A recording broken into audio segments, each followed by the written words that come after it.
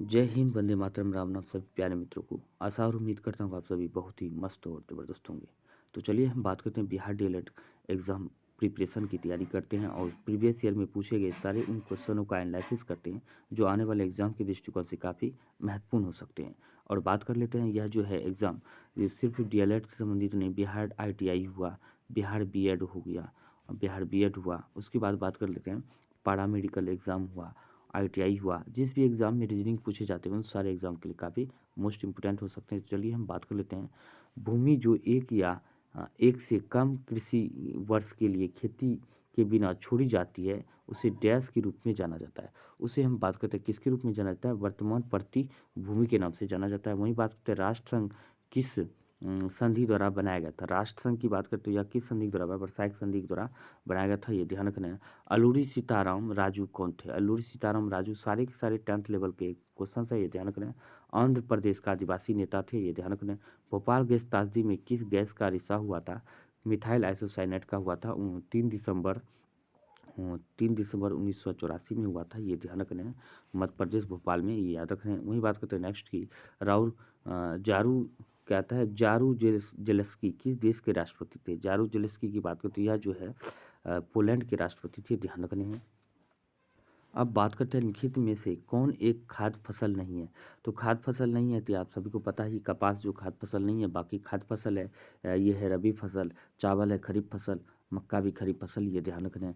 सर्वाधिक कम जनसंख्या भारत के किस राज्य में है? तो सर्वाधिक कम जनसंख्या सिक्किम में है। सर्वाधिक जनसंख्या जो उत्तर प्रदेश में है। क्षेत्रफल की दृष्टि से सबसे छोटा राज्य गोवा है और सबसे बड़ा राज्य राजस्थान है, ये याद रखना है। अब बात कर लेते हैं नेक्स्ट की, भारत में ब्रिटिश ईस्ट इंडिया कंपनी की स्थापना कब हुई थी? 1600 में हुई थी। सबसे पहले पुर्तगाली 1498 में आया था, डच 1602 में आया था, फ्रांसीसी 1664 में आया था और सबसे पहले आने वाला सबसे बाद में जाने वाला कौन था? पुर्तगाली, याद रखना है। सबसे पहले आया था बाद में गया था। G777 की स्थापना कब हुआ था? G77 की स्थापना की बात करें, ये हुआ था सी में 1967 में हुआ था। गंडक नदी को नेपाल में किस नाम से जाना जाता है? गंडक नदी को नेपाल में हम बात करें तो किस नाम से जाना जाता है, हम बात कर लेते हैं। तो इसको किस नाम से जाना जाता है? ये हो जाएगा यानी कि नारायणी नदी के नाम से जाना जाता है।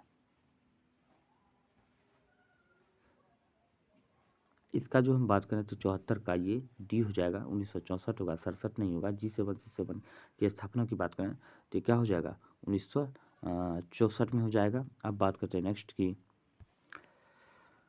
75 का भी डी हो जाएगा। वहीं बात करते हैं 76 की, 2011 की जनगणना के अनुसार बिहार में प्रति वर्ग किलोमीटर जनसंख्या घनत्व कितनी है?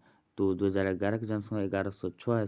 भारत में सर्वाधिक जनसंख्या घनत्व बिहार का ही है और जनसंख्या में तीसरे नंबर पर आता है। क्षेत्रफल में बिहार जो है 12वें स्थान पर भारत में आता है, ये ध्यान रखना है। क्योंकि इनमें से भारत के लिए कौन सा कथन सही है? तो भारत के लिए कौन सा कथन सही है? तो यह एक धर्मनिरपेक्ष का सिद्धांत है, ये ध्यान रखना है। धर्मनिरपेक्ष राज्य है, ये भी ध्यान रखना है।